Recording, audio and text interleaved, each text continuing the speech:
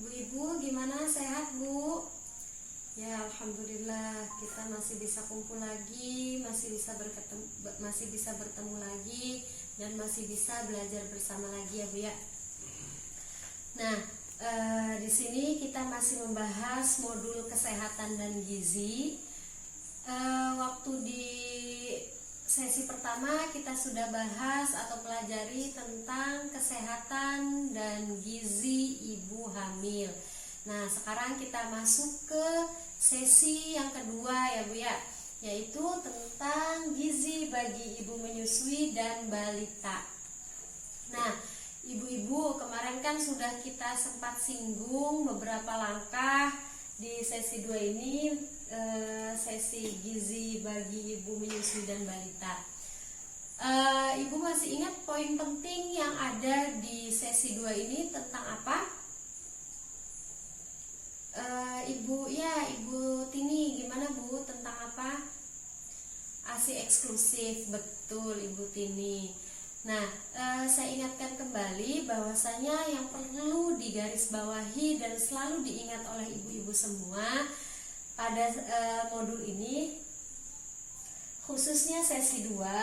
Nah, dengan memberikan ASI eksklusif, kemudian MP-ASI, dan membawa anak ke posyandu, serta memahami gizi ibu dan anak, maka akan menjadikan anak tumbuh tinggi, sehat dan kuat. Nah, di sini ibu-ibu siapa yang pengen anaknya tumbuh tinggi, sehat dan kuat? Mau semua ya Bu ya. Oleh karena itu, kita harus selalu memberikan ASI eksklusif, kemudian MP-ASI, selalu membawa anak ke posyandu dan selalu memperhatikan gizi ibu menyusui serta gizi anaknya juga tentunya. Nah, sekarang kita masuk ke langkah yang keempat, yaitu mengenai MP-ASI, karena kemarin sudah kita bahas singgung sedikit di langkah 1, 2, 3. Nah, sekarang masuk ke langkah keempat tentang MP-ASI. Kemarin sudah dibagi menjadi kelompok-kelompok ya Bu ya. Nah, sekarang waktunya presentasi untuk kelompok bubur. Coba ibu kelompok bubur, siapa ketuanya? Oh iya, Ibu Aminah. Silahkan Bu, sudah ngobrol tentang apa saja MP-ASI ini, yang berkaitan dengan MP-ASI ini Bu? Apa coba tadi diskusinya gimana? Ya betul, MP-ASI itu makanan pendamping ASI, benar. Ada lagi Bu selain itu? MP-ASI, betul, MP-ASI itu diberikan ketika bayi usia 6 bulan. Nah, sebelum kita memahami tentang lebih lanjut, oh ya, terima kasih Bu atas jawaban dan diskusinya. Kita kasih tepuk hebat dulu untuk kelompok bubur. Tepuk hebat. Hebat. Terima kasih kelompok bubur. Nah, seperti biasa, sebelum kita memperdalam lagi tentang MP-ASI, kita akan melihat video terlebih dahulu. Bu, tolong perhatikan baik-baik video ini. Nanti akan ada beberapa pertanyaan yang berkaitan dengan video yang akan saya tampilkan. Oke, terima kasih Bu.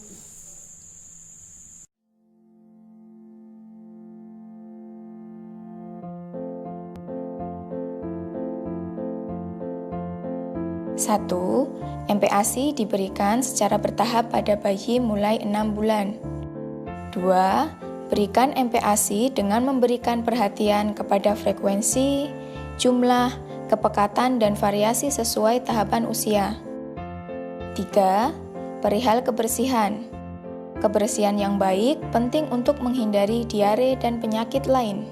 Gunakan sendok dan cangkir bersih untuk memberikan makanan atau cairan pada anak. Simpan makanan yang akan diberikan kepada bayi di tempat yang aman dan bersih. Cuci tangan ibu pakai sabun dan air bersih sebelum menyiapkan atau memberikan makan bayi, setelah ke toilet, dan setelah membersihkan kotoran bayi. Cuci tangan ibu dan bayi pakai sabun dan air bersih sebelum makan. Nah, gimana tadi Bu videonya? Masih ada Ibu Lilinya nggak? Sudah nggak ada ya di video tadi sih ya. Nah, coba dari video yang tadi Ibu tonton, Ibu perhatikan, kira-kira mulai umur berapakah MPASI itu diberikan kepada anak? Ada yang bisa jawab? Ya, Ibu Lina silahkan. Iya, betul. MPASI diberikan ketika bayi berusia 6 bulan. Kemudian pertanyaan yang kedua, apa saja yang perlu diperhatikan dalam pembuatan MPASI? Ada yang bisa jawab? Ya, silahkan Ibu Siti. Ya, betul Ibu Siti, harus bersih katanya dalam pembuatan MPASI. Nah, di sini ketika dalam pembuatan MPASI, hal-hal yang harus diperhatikan adalah menurut video tadi itu tentang frekuensi, kemudian jumlahnya, kepekatan makanan itu sendiri, kemudian variasi. Nah, khususnya variasi ini disesuaikan, bukan hanya variasi ya, tapi jumlah juga harus disesuaikan dengan tahapan usia bayinya. Kemudian pertanyaan yang ketiga yaitu bagaimana menjaga kebersihan MPASI. Siapa yang mau jawab? Ya, silahkan Ibu Iin. Betul sekali Bu. Ketika membuat MPASI, kita itu harus memperhatikan betul-betul kebersihannya ya Bu ya. Nah, kebersihannya itu meliputi apa saja? Tadi kata Ibu Iin, alat dan bahannya harus bersih Bu, betul. Kemudian selain itu juga, nah ketika kita membuat MPASI, makanan yang sudah kita buat itu diletakkan di tempat yang bersih. Kemudian jangan lupa ketika akan memberikan makan atau mau makan, baik itu mau makan ataupun sesudah makan, selalu cuci tangan pakai sabun dan air mengalir. Bukan hanya makan, tapi setelah kita membersihkan bayi, setelah kita ke toilet, kita juga harus selalu cuci tangan menggunakan sabun dan air mengalir. Agar apa Bu tadi? Agar terhindar dari kuman, agar kita dijauhkan dari segala macam penyakit, khususnya diare. Paham ya Bu ya? Nah, kasih tepuk semangat dulu biar kita lebih semangat lagi, khususnya untuk ibu-ibu yang tadi sudah membantu menjawab. Tepuk semangat. Semangat. Oke, terima kasih Bu. Nah, lanjut ya Bu ya. Selanjutnya kita perhatikan flip chart 2.2 di sini tentang MPASI. Apa itu MPASI? Nah, di sini dijelaskan bahwasanya MPASI adalah makanan pendamping ASI yang diberikan secara bertahap mulai bayi usia 6 bulan.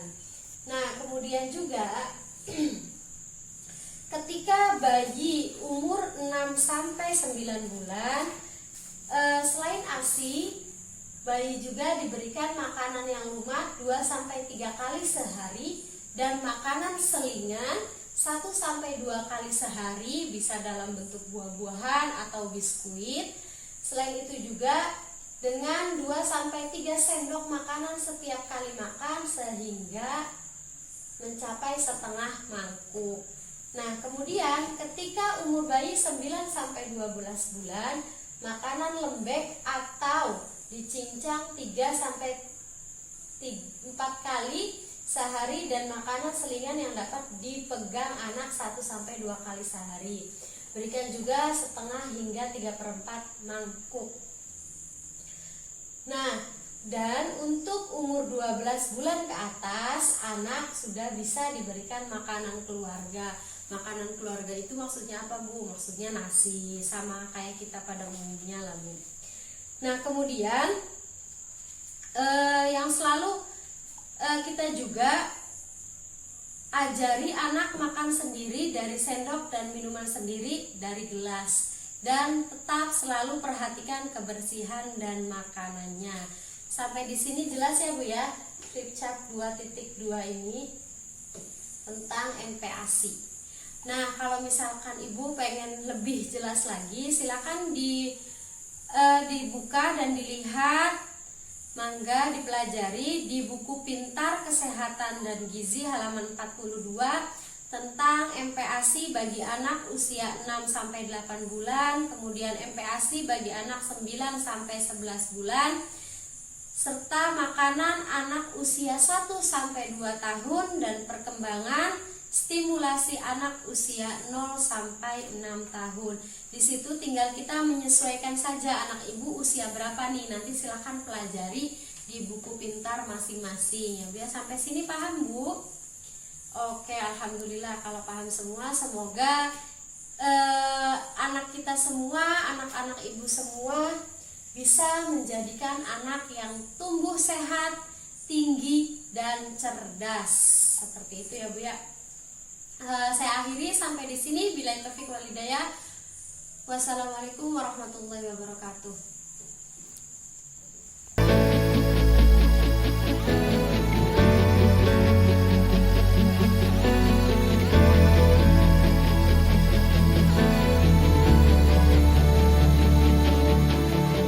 Kami generasi